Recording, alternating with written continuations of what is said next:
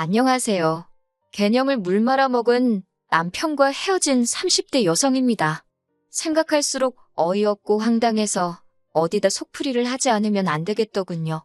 그래서 이렇게 찾아왔어요. 남편과는 회사 상사의 소개로 만났습니다.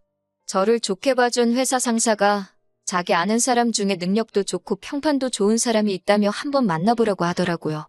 솔직히 사람을 사귀는 데 있어 자연스러운 만남을 추구하는 저로서는 불편하기 짝이 없는 자리였지만 다른 사람도 아니고 상사가 주선한 자리였으니 거절하기가 쉽지 않았네요. 그리고 저도 애인이 없긴 했으니 가벼운 마음으로 나가게 되었어요. 잘 돼도 그만 안 돼도 그만이란 생각으로 만나게 된 남편과는 예상외로 첫 만남부터 말이 잘 통했습니다. 개인주의적인 성격이나 성향도 그렇고 예를 들어 직장이라던가 연봉이라던가 그런 것들도 비슷한 수준이었거든요. 이후로 저희는 몇 번의 만남을 더 갖게 되었고 오래지 않아 연인 사이로 발전했어요. 말이 나와서 말이지만 남편과 사귀는 동안 가장 좋았던 건 서로 귀찮게 하는 것도 없었고 부담을 주는 일도 없었다는 거예요. 덕분에 사귀는 동안 감정 상하는 일이 거의 없었지요. 그래서 남편이 결혼하자 했을 때도 미친 듯이 사랑한다 그런 건 아니었지만 이 사람과 함께라면 잘 지낼 수 있겠다는 확신이 들어 승낙을 했네요. 결혼 준비를 하는 과정에 있어서도 남편과 저 두 사람의 성격답게 허례허식은 생략하고 대부분의 것들을 거의 반반 부담했습니다. 남편이 6천을, 제가 7천을 현금으로 가지고 있었고 양쪽 부모님이 5천만 원씩 보태주셨어요. 현찰만 놓고 보면은 제가 1,000만 원 덜해가긴 했지만 저는 산지 2년도 되지 않은 대출 없는 자차를 가지고 있었고요. 그리고 생활비의 경우 각자 얼마씩 부담해서 공동생활비를 마련하되 남은 건 서로 관여하지 않기로 했네요. 상황이 이렇다 보니 솔직히 시집살이가 있을 거라고는 상상치 못했습니다.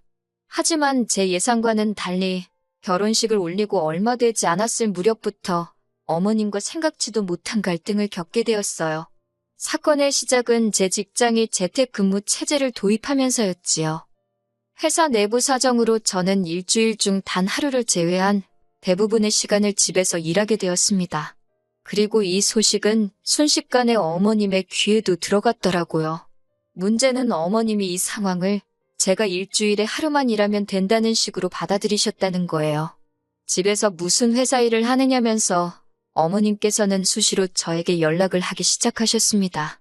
처음에는 정말이지 어머님께서 급한 일이 있어 연락을 하시는 건가 싶어 전화벨이 울리기가 무섭게 받곤 했는데 정작 받아보면 하신다는 말씀이 날이 추우니 오늘은 남편 저녁으로 칼국수를 하라던가 내복을 입혀서 출근을 시키라던가 심지어 이불을 빨아라. 밖에 미세먼지가 많으니 집안 물걸레질을 해라. 진짜 어이없는 별 시덥지 않은 잔소리를 하시더라고요. 솔직히 어머님의 전화는 도가 지나치게 잦았고 의미가 없었습니다. 그리고 평소 제 성격이라면 좋다 싫다를 확실히 말했겠지만 막 시집온 며느리 입장으로는 어머님께 의견을 말하는 게 쉬운 일이 아니더라고요. 결국 저는 남편에게 당신도 사회생활을 하니까 잘 알지 않냐며 도움을 요청했습니다. 당신도 알다시피 내가 집에서 일을 하는 그 시간은 회사에서 돈 받고 일하는 시간이다. 그렇기 때문에 그 시간 안에는 당신 밥상을 준비한다던가 집안일을 한다던가 그런 건 할 수가 없다고 어머님께 잘 이야기해달라고요. 그런데 남편이 보인 반응은 뜻밖이었습니다. 집에서 일을 어떻게 하는지 회사가 감시를 하는 것도 아닌데 짬짬이 할 수 있는 건 하면 좋지 않냐고요. 사실 저희는 집안일도 반반 부담을 하고 있었는데 남편 역시 제가 더 이상 출퇴근을 하지 않으니 제가 좀 더 할 수 있는 거 아니냐고 생각했던 모양이더군요. 황당하고 어이가 없어서 믿는 도끼에 발등 찍히는 게 이런 기분인가 싶대요. 도와주긴커녕 남편마저 헛소리를 해대니 저도 제 나름대로 방법을 찾을 수밖에 없었지요. 그래서 회사 일을 하는 동안에는 어머님께 걸려오는 전화는 그냥 무시해버렸습니다. 문자도 읽기만 하고 답장은 하지 않았어요. 그랬더니 어머님께서 남편에게 한 소리를 하셨던 모양입니다. 하루는 남편이 왜 어머님 연락을 안 받느냐고 길길이 날뛰길래 어차피 중요한 일이면 아들인 당신한테 하시면 되는 거 아니냐고 저도 지지 않고 따지고 들었어요. 그리고 이후로 남편이 어머님께 뭐라고 이야기를 했는진 몰라도 더 이상 어머님이 먼저 저에게 연락을 해오시는 일은 거의 없었지요. 한편 그 일이 있고 얼마 후 저는 충격적인 소식을 듣게 되었습니다. 사실 저희 어머니는 제가 대학생이던 시절 위암을 앓으신 적이 있어요. 다행히 늦지 않은 시점에 발견해 완치 판정을 받기까지는 오랜 시간이 걸리지 않았지만 그때 친정어머니뿐만 아니라 친정아버지와 그리고 저희 자매 모두 얼마나 속을 끓였는지 모릅니다. 그런데 언젠가부터 통화를 할 때면 매번 속이 안 좋아 약을 드셨다던가 머리가 아파서 하루 종일 아무것도 못하셨다는 말씀을 자주 하시더군요. 그럼에도 불구하고 병원에는 안 가겠다 고집을 피우시는 어머니를 설득 끝에 간신히 대학병원에 모시고 갔습니다. 회사에는 당연히 휴가를 냈고요. 그런데 어디서 들으셨는지 보나마나 남편이겠지만요. 어머님께서 저에게 모처럼 전화를 하셔서는 일하느라 바빠 죽는다고 시엠이 전화도 못 받는다면서 지네 엄마랑 병원 갈 시간은 있는가 보다고 한껏 빈정대시며 기분 나쁜 티를 내시더군요. 그런 어머니 말씀에 어이가 없어서 아픈 친정어머니 모시고 병원에 가는 것도 기분 나빠하실 줄은 몰랐다고 받아쳐버렸지요. 그랬더니 니네 엄마는 네가 효녀라 좋기도 하겠다며 어찌나 비아냥거리시던지 남편에게 도대체 어머님이 왜 저러시는지 모르겠다 하니까 한다는 소리가 신우는 어머님께 살갑지가 않은데 저는 친정어머니한테 살가우니 부러워서 그러는 거라며 저더러 친정어머니께 하듯이 어머님께도 살갑게 해달라나요. 아무튼 그렇게 친정어머니와 찾은 병원에선 충격적인 이야기를 듣게 되었습니다. 완치된 줄 알았던 암이 10여 년 만에 전이가 돼서 나타났다대요. 손발이 덜덜 떨리고 가슴이 벌렁거렸지만 최대한 이성을 붙들었어요. 곧이어 일단 가장 빠른 날짜로 수술을 잡으면서 병원의 입원 절차도 밟았고요. 그리고 불행 중 다행이라고 해야 할지 그나마 저는 바쁜 회사 일로 매년 다 쓰지 못하고 모아둔 휴가도 많이 있었고 그리고 회사 내에 간호휴직 제도도 있었습니다. 저는 회사에 바로 상황을 알려 이 모든 휴가를 쓰기로 일단 이야기를 해두곤 입원한 친정어머니를 간호하는데 온 신경을 쏟기 시작했네요. 그런데 어머님께선 이 상황을 굉장히 못마땅하게 여기시더군요. 제가 친정어머니한테 신경을 쏟느라 당신 아들인 남편을 챙기지 않는다는 게 마음에 안 드신다고요. 당신 아들이 호래비도 아닌데 혼자 밥 챙겨 먹고 옷 갈아입어가며 회사에 다녀야겠냐면서 저희 친정어머니 사정을 뻔히 아는 분이 거리낌 없이 그런 소리를 하시는데 어찌나 서운하던지요. 하지만 참다 못한 제가 결국 그 서운한 마음을 남편에게 토로하자 남편이 기껏 한다는 소리는 더 가관이었습니다. 제가 친정어머니를 챙기듯 어머님도 자기를 챙기는 것뿐이라나요? 그럴 것 같으면 어머님이 와서 아들인 당신 밥도 해주시고 빨래도 해주시면 되겠네. 그 소리가 정말 목구멍 끝까지 올라오대요.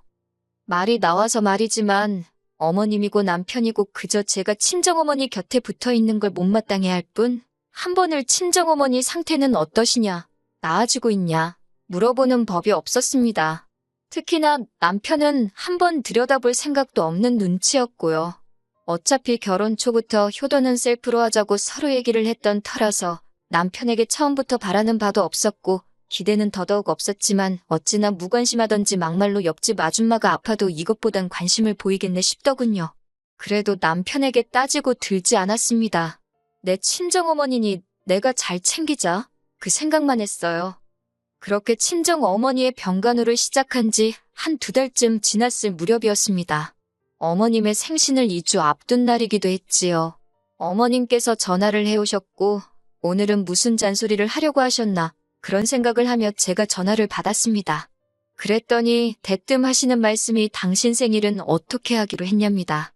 며느리들이고 첫 생일인데 당연히 제가 차리는 게 맞지 않냐면서요. 저도 모르게 새어나올 뻔한 한숨을 간신히 참고 어머님께 죄송하지만 올해 생일상은 못 차려드릴 것 같다고 솔직히 말씀드렸습니다. 아시다시피 친정어머니도 병원에 계시고 저도 이래저래 정신이 하나도 없다고요. 그랬더니 어머님께서 굉장히 못마땅한 목소리로 네 동생은 뭐하냐입니다. 자식이 너 하나만 있는 것도 아니지 않냐면서요. 솔직히 왜 어머님께 제 여동생 사정을 설명해야 하나 싶었지만 아무 말도 안 했다간 괜히 제 동생까지 욕을 먹겠다 싶어서 간단히 말씀드렸습니다. 동생도 저와 같이 병간호를 하고 있지만 동생은 애도 둘이나 있고 회사도 다니고 있으니 제가 더 많이 할 수밖에 없다고요. 그랬더니 어머님께서는 그러면 당신 생일날에 제 동생더러 병간호를 하라고 하고 저는 집에 와서 당신 생일상을 차리랍니다. 저는 그렇게는 어려울 것 같다고 안 된다고 했어요. 그랬더니 어머님께서 저더러 정말 마음에 드는 구석이 없다며 혀를 차시곤 전화를 끊어버리시대요. 그리고는 어머님 생신 바로 전날이었습니다.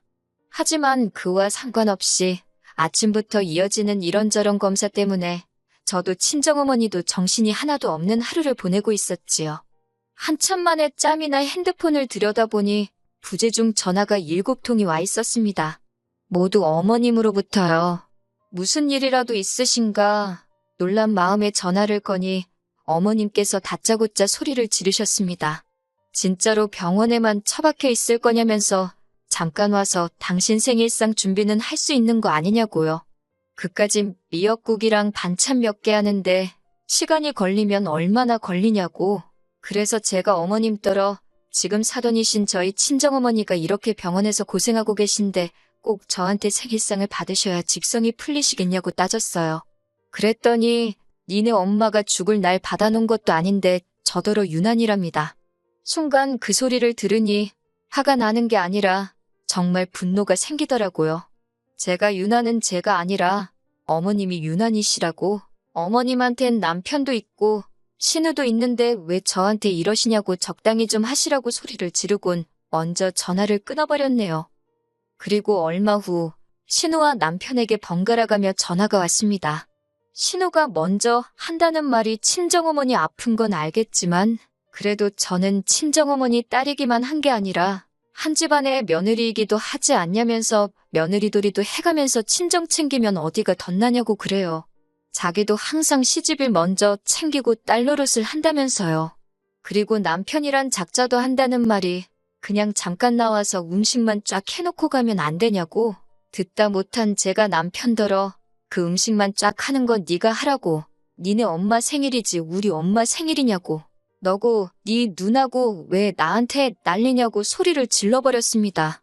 우리 엄마가 아픈데 왜 니네 엄마 생일을 나한테 챙기라고 번갈아가면서 난리들이냐고? 악을 써버리니까? 그제서야 남편도 놀랐는지 허둥지둥 전화를 끊더군요. 그리고 한 달 뒤 친정어머니께선 퇴원을 하셨습니다.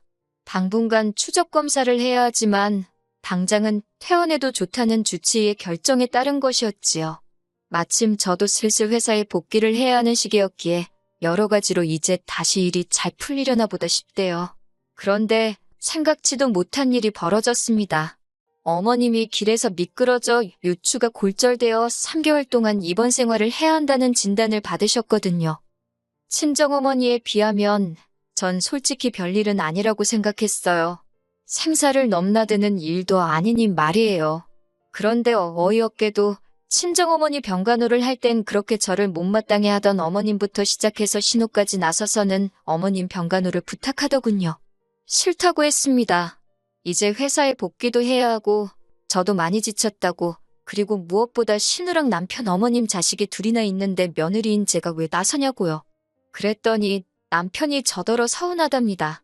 제가 친정어머니 병간호하는 동안 자기가 싫은 내색 하나도 안 했다면서 그만큼 자기는 저를 배려해줬는데 왜 저는 자기를 배려해주지 않냐고요. 저 친정어머니 병간호하면서도 제가 하기로 한 집안일은 다 했어요. 아니, 행여나 트집 잡힐까 싶어서 더 했습니다. 그런데 이제 와서 말이라도 한번 장모님한테 뭐 필요한 건 없냐, 내가 해드릴 건 없냐 묻지도 않던 인간이 저를 배려해줬다니 뚫린 입이라고 지 마음대로 떠들어대는 꼴이 우습더군요. 그래서 가서 어머님 병간호 해드리라고 나도 싫은 내색 안 하고 너를 배려해주겠다 했습니다. 그러면서 당신이 하기로 한 집안일은 잊지 말고 하라고 덧붙였고요. 그러자 남편이랑 신우가 입원해 계신 어머님 두고 너무한다길래 아무렴 병간호하는 며느리한테 생일상 못 받아서 난리치신 어머님만 하겠냐고 받아쳤네요. 그랬더니 남편이 기껏 생각해내서 한다는 소리가 어머님 병간호 안 할 거면 이혼하자입니다. 친정밖에 모르는 저 같은 여자는 필요 없다고요. 어이가 없어서 아이고 고맙습니다 하고는 이혼하기로 했고 속전속결로 이혼해버렸어요. 같이 산 시간도 1년도 안 되지. 애도 없지. 기다리는 시간이 더디고 갑갑했을 뿐 이혼 자체는 일도 아니더군요. 친정어머니는 당신이 아파서 제가 이혼을 하게 된 건 아니냐며 미안하다고 눈물을 보이셨어요. 하지만 저는 오히려 그 덕에 된장인지 똥인지 분간할 수 있었다고 그런 말씀 하지 마시라 했습니다. 비록 제 인생에 이혼녀라는 딱지가 붙게 된 건 억울하기도 하고 짜증도 나지만 그래도 후회는 없네요.